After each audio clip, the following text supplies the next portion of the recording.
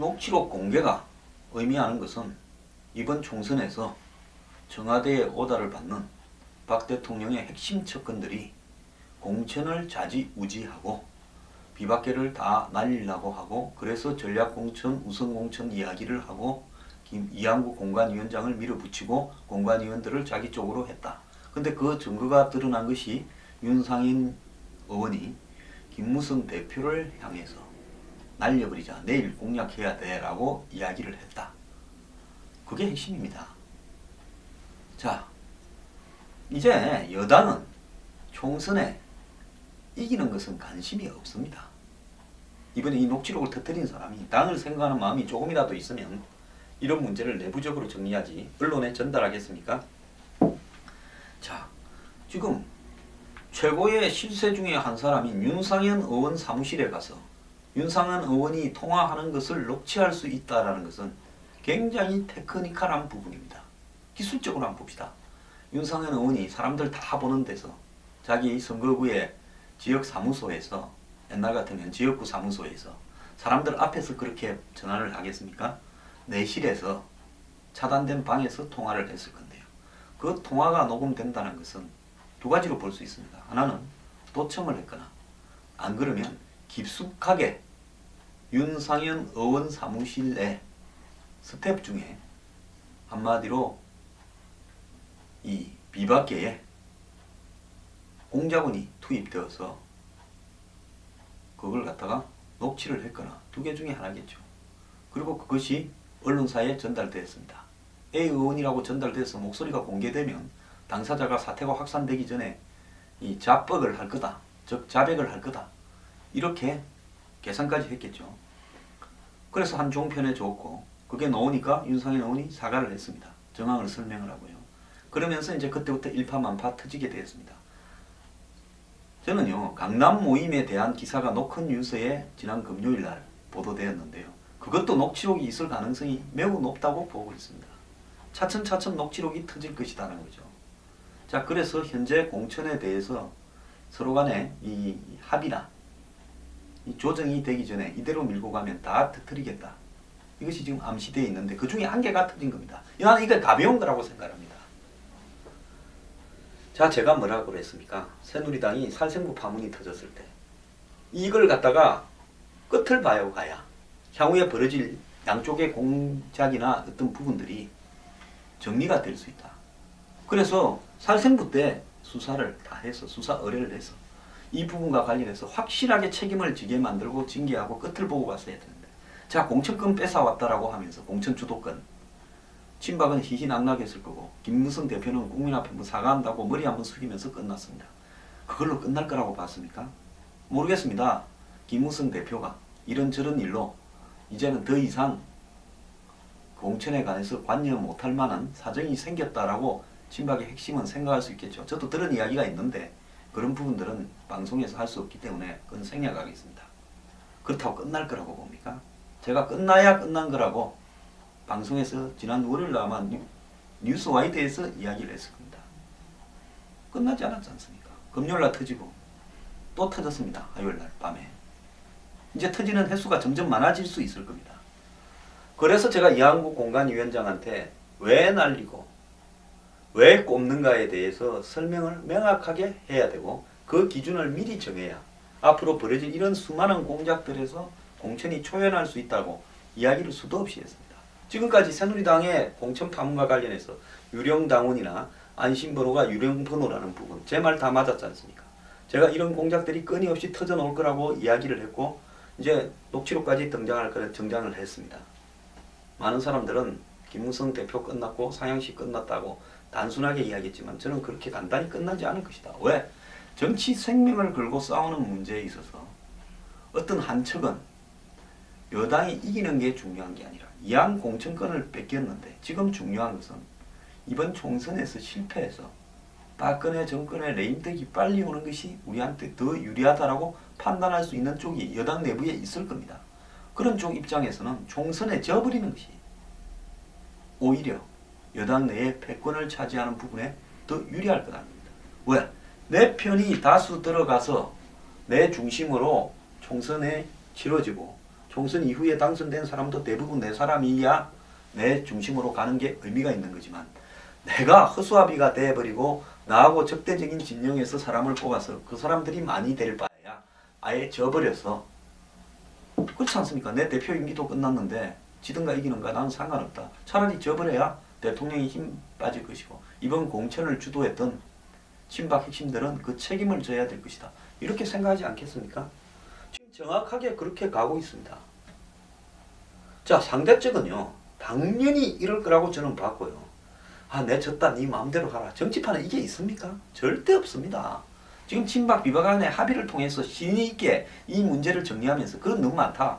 뭐 차라리 장사꾼들처럼 5천원 부르면 뭐 4천원 하자. 안 된다. 4,500원 하자. 뭐 4,600원의 합의. 이렇게 되면 깔끔합니다. 뒷군말이 없지 않습니까? 돈 주고 물건 갖고 오면 되죠. 근데 새누리당의 지금 문제는 뭔가 하면 그런 합의조차도 될 수 없고 될 수 있는 신의적인 토대가 없다라는 겁니다. 서로 죽이고 죽는 방법에 있어서 상대를 죽여야 내가 살고 죽이기 위해서는 어떤 일도 할 수 있다라는 정도로 신의도 없고 적대적이 되어 있다라는 것입니다. 그렇기 때문에 이번 총선에서 새누리당은 애초에 물갈이를 위해서 사람을 새로 영입을 하고 개혁적인 어떤 정책을 발표하고 시간이 많을 때 한 5, 6개월 전에 공천 방식에 대해서 치열하게 싸워서 확정적으로 발표하고 그러면서 유령당원이나 유령번호 문제를 갖다가 철저하게 뒤지고 그리고 현역 의원이나 당협위원장의 기득권을 완전히 놓고 이런 방법으로 갔어야 되는데 시간 많을 때는 엉뚱짓하고 친박 마케팅 하니 상향식 하니 이러다가 시간이 없을 때 갑자기 공관위원장이 들어가서 이렇게 새로운 토대를 이야기합니다. 그리고 공천 접수는 상향식으로 다 받았습니다. 자, 그러면서 이게 공천이 뒤바뀌어 가기 시작하면서 온갖 공적적인 폭로가 터져나오고 있습니다. 그러면서 왜 탈락했는가, 왜 붙였는가에 대해서 자세한 설명을 하지 않겠다고도 합니다. 그러면서 대표가 연관된 살생부 파문에 뭐 더 이상 조사하지 않고 따지지 않기로 했다. 사과했으면 됐다고 넘어갔습니다. 오늘 또 윤상현 의원을 보고 사과하라고 했습니다. 자, 이 또 사과하고 넘어간다. 이쪽이 공작해도 사과, 저쪽이 뭐 심한 말 해도 사과, 대충 넘어가다가 이제 어떻게 되겠습니까? 추가적인 폭로가 더 터지면서 같이 죽는 거죠. 친박 비박이요. 그러면 누가 제일 타격을 받겠습니까? 청와대가 제일 타격을 받을 거다. 그걸 겨냥을 하고 있는 겁니다.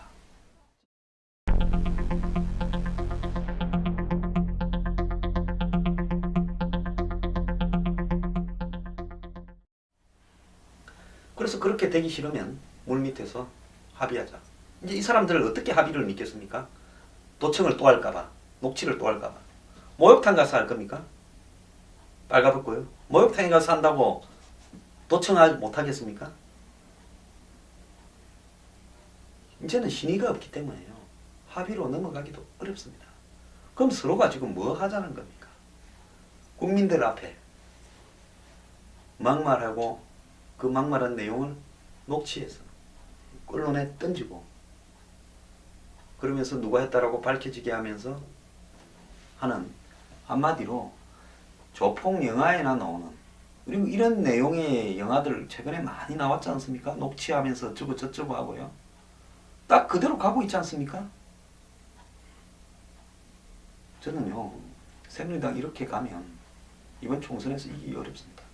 제가 새누리당을 좋아해서 이런 걱정을 한 게 아니라 완전히 망해버리면 내년 대선까지 어렵게 되기 때문에 제 나름대로 있는 실상을 이야기하는 겁니다. 제가요. TV에서 새누리당이 140석에서 150석이면 선방을 한 거다. 150석 대 140석 대에서 그렇게 말을 한 것은 박근혜 대통령이 비대위원장으로 있는 19대 총선에서도 152석을 얻었는데 그 이후에 새누리당이 한 걸 보면 과연 그 이상이 될 수 있겠는가. 야당이 절에 지리멸렬한다고 해서 끝까지 저럴 것 같느냐. 금방 야권 통합한다, 단일화한다부터 시작을 해서 또 여러 가지 쇄신하는 모양을 외부적으로 비치려고 쇼를 하든지 뭘 하든지 할 거다. 자, 새누리당 뭘 가지고 이기겠다고 하는가. 마지막으로 가면 여러 가지 내부 문제가 터져 나올 거다. 정확하게 제 말대로 돼가고 있지 않습니까? 제가 뭐 내청력이 있어서 그런 게 아니라 상식적으로 현상을 바라보는 사람은 누구든지 알 수 있는 건데 제가 이런 말을 한다고 저보고 뭐라 했습니까? 황장수 TV 나가서 요즘 새누리당 좀 비판한다. 뭐 친박 비박을 다 나란히 비판한다. 뭐 어떻게 뭐 붙었냐, 심지어 뭐 황장수 뭐 김종인에 붙었냐, 뭐 더민주에 붙었냐 이런 소리를 퍼뜨리는 사람도 있습니다. 그냥 인터넷 사이트에서 빨아준다고 뭐가 될 것 같습니까? 정신을 차려야 되지요. 지금 정신 차리는 짓거리입니까? 이게 수습될 것 같습니까? 수습 안 됩니다. 한쪽에서는 공천 발표해 갈 거고 한쪽에서는 터져갈 거고 난장판이 된 채 끝날 가능성이 많습니다. 그래서 지금 사태가 심각하다는 거고요. 추가 대응 폭탄이 터진다고 제가 그저께 이야기했지 않습니까? 터지지 않습니까? 이거는 대응도 아닙니다. 소행입니다. 좀 있어 보세요. 서로 뒤엉켰어요. 온갖 소리를 했고 온갖 녹취나 도청을 했을 겁니다. 그러면서 상대가 죽기만을 바라고 있는 것이 지금 현실입니다. 자, 서청원 대표는 윤상현이 김무성 대표에게 사과해야. 근데 자, 김무성 대표가 잘못하면 미안합니다. 윤상현이 잘못하면 미안합니다. 이렇게 하고 넘어간다고 이게 후딱 끝나지겠습니까? 상대가 사과 받으려고 이걸 녹취하고 폭로했겠습니까? 자, 이재호 의원은 김무성을 죽일 위치에 있는 사람이 윤상현이다라고 거론하고 나왔습니다. 이재호만 하는 게 아니라 이제 좀 있어 보십시오. 공천에서 날아갈 만한 사람들이 길을 쓰고 달라들어서 이 사건을 확산시키려고 할 겁니다. 자, 그 과정에서 지금 궁극적인 부분은 이항구 위원장이 이런 일이 벌어지든가 말든가 관계없이 공천에 영향이 없다. 시중 발언이기 때문에 밀고 가겠다. 친구끼리 술 한잔 먹고 그런 이야기를 할 수 있지 않느냐. 개인적인 통화니까 그걸 갖고 공천에 영향받을 필요가 없다. 새누리당은 뭐 나름대로 가진 어떤 입장을 가지고 공천을 해나가겠다. 이렇게 이야기를 하지만은 상대는 그렇게 되지 않도록 여론을 조성하고 있는 겁니다. 자, 지금 오늘 하루 종일 종편에서 이 이야기 할 겁니다. 지금 검색어 1위입니다. 어젯밤부터. 자, 이게 또 1차입니다. 이것만 하고 끝날까요? 이런 것들이 계속 터져나갈 때 결국은 새누리당의 공천이 이런 식으로 지속되지 못하게 하는 것이 1차 목적이고 그럼에도 불구하고 계속 밀고 나가게 될 겁니다. 그렇게 되면 이제 2차는 좀 더 디테일하게 터지겠죠. 술 먹고 홧김에 한 이야기가 아니라 그야말로 회의 석상이나 어떤 다수의 모임 석상에서 이런 이야기를 나눴다. 이런 것들이 또 터질 겁니다. 상대는요. 그간에 공천 문제를 뒤집는 유일한 방법은 이런 것들을 녹취해서 결정적일 때 터뜨리는 것 외에는 없다. 그리고 그것은 위에서 최고 권력자가 친박 실세를 통해서 이런 공천을 이항구를 통해서 관철시키려고 하는, 그래서 상향식 토대를 뭉개고 전략 공천을 하려고 하는 것이다 라는 것을 입증시키는 것, 그리고 거기에는 증거가 수반되는 것, 그것밖에 없습니다. 그것이 녹취라는 겁니다. 자, 진짜 50년대, 60, 70년대까지 유행했던 이런 저열한 수법이 21세기에 지금 등장을 했습니다. 물론 윤상현 의원이 이런 발언을 한 부분은 아무리 술 먹고 화가 나서라도 잘한 부분은 아니죠. 문제는 사과한다고 해서 끝날 일도 아닌 것입니다. 자, 김무성 대표 때 사실은 새누리당은 이 문제를 가지고 끝을 봤어야 이후에 이렇게 터지는 부분에서 자, 이런 일이 터지면 당사자는 완전히 끝이다 라고 하면서 하나씩 제거해 나가고, 공천은 명확한 기준을 통해서 이런 문제가 있기 때문에 부동산 투기가 있어서 백력을 안 했기 때문에 탈세를 해서 또 무슨 선거 관련해서 문란하기 때문에 날린다라고 전부 이야기를 해 가야 되는 겁니다. 근데 그런 걸 안 했지 않습니까? 이런 상황에서 이 수습이 쉽게 되겠습니까? 저는 어렵다고 봅니다. 자, 이제 누구랑 통화했나에 집중할 겁니다. 누가 녹취했나 하는 부분은 언론들이 별로 보도 안 할 거예요. 윤상현 의원은 지금이라도 녹취한 걸로 생각되는 사람을 잡아달라고 고발을 해야 됩니다. 그리고 그 녹취한 사람을 잡아서 내가 윤상현 의원은 나는 술 먹고 이런 이야기를 했다. 하지만 이걸 녹취해서 언론에 흘린 사람은 처음부터 공작으로 들어갔다. 이렇게 가야지. 여기서 또 사과하고 넘어가면요.